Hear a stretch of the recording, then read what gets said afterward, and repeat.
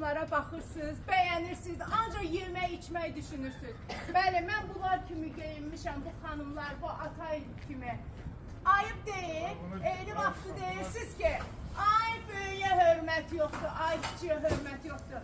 Nə olar ki, 500 manat pul üçün çıxırlarsa, siz yolka bəzəyiblər. Bir buna baxın, əsəbimdən yolka deyirəm. Yiyinlər, kloku, zibil klokunu göydən aşağı. İndi buna bax, sokları içiblər. Aha, mən indi, siz paz edin, mən əcəyimi gətirin. İnsan yok, öyle heyvan işte, heyvan. Heyvanlar, heyvan. Ay eşeği atmayın yere dedi.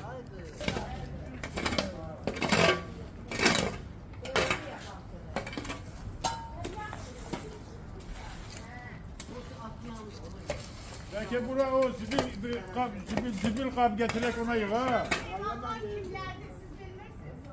Bəlkə görmürsünüz. Bəli. Burada yaşayan heyvanları tanıyan varsa zəhmət olmasa kim? Kimdir burada yaşayan heyvanlar? Tanıyan var? Bak bu zibilleri yığıp atarıp bloklarını, kapılarını. İyi mənlə bildiyiniz var. Şeyleri eşeği, adam değiller.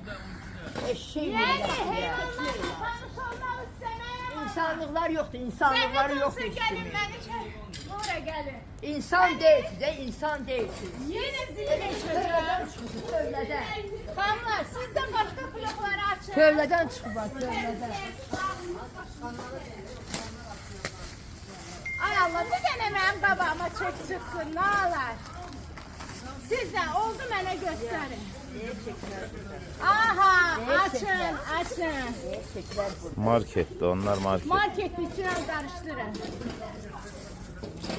Mən sizə bir şey deyim, mən marketlə də tapa bilərəm. Polisin Hə, əli ilə hə. aparırsan, polisə xahiş edirsən, kameranı açdırır və bundan başqa yolu yoxdur. Biz bunlara cəza ödətməliyik. Belə olmaz. Kızım Belə olmaz. atarı kaplarının ağzına tökmeli. Qapının ağzına tökməkdən başqa bilirsiniz necə? Bunlar köhnə bazarlıqlar deyil. Baxın, bu klokları biz götürüb, çəkdən şəkillərini çəkib, həmin insanları tapıb, heyvan olduqlarını göstərmək lazımdır. Buyurun, çəkin, çəkin.